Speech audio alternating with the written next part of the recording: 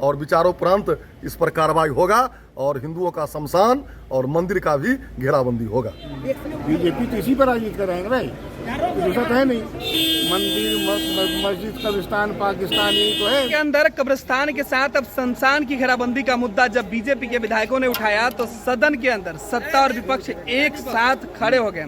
सरकार घिर गई, मुसीबत में आ गई, तो विधानसभा अध्यक्ष ने सरकार को चेतावनी देते हुए कहा कि इसी चलते सत्र में आपको बताना होगा कि आखिर शमशान की घेराबंदी कब होगी। हरिभूषण ठाकुर बचौल हमारे साथ हैं, इन्होंने इस मुद्दे को उठाया था। सदन में आरजेडी की तरफ से कब्रिस्तान की घेराबंदी का मामला उठा था। अपने बीच सदन में कहा कि कब्रिस्तान की घेराबंदी से सरकार का जो जवाब था वो भले ही हो, लेकिन इसमें शमशान और मंदिर का भी शामिल किया जाए। निश्चित रूप से अभी जो एमपी लेड है, सांसद के जो फंड है और जिससे क्षेत्र का विकास होता है उसमें शमशान है, और विधायक के द्वारा जो होता है फंड के द्वारा उसमें शमशान नहीं है, मंदिर नहीं है। हम लोगों ने मांग की है और सरकार ने आश्वासन दिया है कि इस पर विचार होगा और शमशान और मंदिर का भी घेराबंदी होगा। जिस तरीके से आपने सवाल उठाया, बार बार आप सदन में बोलते रहे, बीजेपी के जो सीनियर नेता है वो आपको शांत करने की भी कोशिश कर रहे थे, लेकिन आप नहीं, आपने देखा होगा कि बीजेपी, जदयू और दल से ऊपर उठ करके लोगों ने इसका समर्थन किया। आपको लगता है कि विधानसभा अध्यक्ष ने जिस तरीके से सरकार को नसीहत दी, कहा कि इसी चलते सत्र में आपको इस बारे में विचार करना होगा, क्योंकि सरकार निश्चित हो जाएगा। सरकार आपके सवाल में बचना चाहती थी, गोल जवाब देके। आप चलिए ना, काम से मतलब है ना, काम हो जाएगा। शमशान और मंदिर की भी घेराबंदी होगी। बिल्कुल, शमशान और मंदिर की भी घेराबंदी होगी। हालांकि जब यह सवाल सदन के अंदर उठा तब बिहार सरकार की तरफ से विजेंद्र यादव जवाब दे रहे थे, मंत्री है प्रभारी, वो जवाब दे रहे थे। उन्होंने कहा कि सरकार के पास ऐसी कोई विचार नहीं है जिसमें कि कब्रिस्तान के साथ शमशान घाट और मंदिर की घेराबंदी की जाए। तब बीजेपी सहित तमाम जो विपक्षी और सत्ता पक्ष के जो विधायक है वो खड़े हो गए और उन्होंने कहा कि हर हाल में शमशान घाट और मंदिर की भी घेराबंदी होनी चाहिए।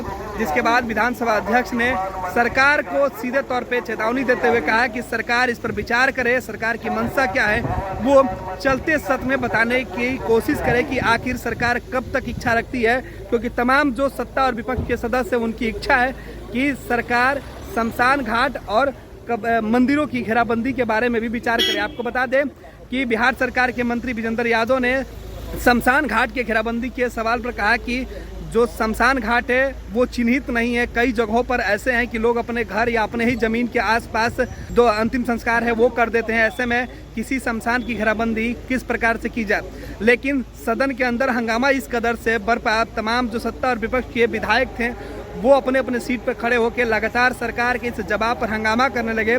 जिसके बाद विधानसभा अध्यक्ष ने सरकार को इसी चलते सत्र में जवाब देने के लिए कहा और कहा है कि जल्द से जल्द कोई नीति बनाई जाए। उसके बाद भले ही हंगामा शांत हो गया, लेकिन विजेंद्र यादव ने यह साफ कर दिया कि अब सरकार मुसीबत में है। सरकार शमशान की घेराबंदी तो करवा सकती है, लेकिन इसके लिए विधायकों को लिखित चयनित जगह करके बताना होगा, लिखित में जवाब देना होगा, चयनित करके स्तर को देना होगा, तब सरकार घेराबंदी के बारे में विचार कर सकती है। हम घेराबंदी इसका भी कराएंगे।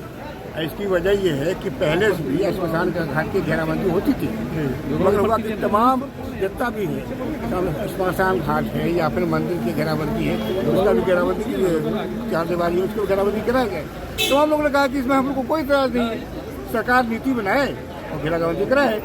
जिस तरह से प्राथमिकता सूची कब्रिस्तान का बनाया गया है, इसकी सूची बनाए कि कौन सेंसिटिव है, कौन सेंसिटिव है, उसका भी हुआ है। बीजेपी को बेचैनी ज्यादा है शमशान घाट के लिए।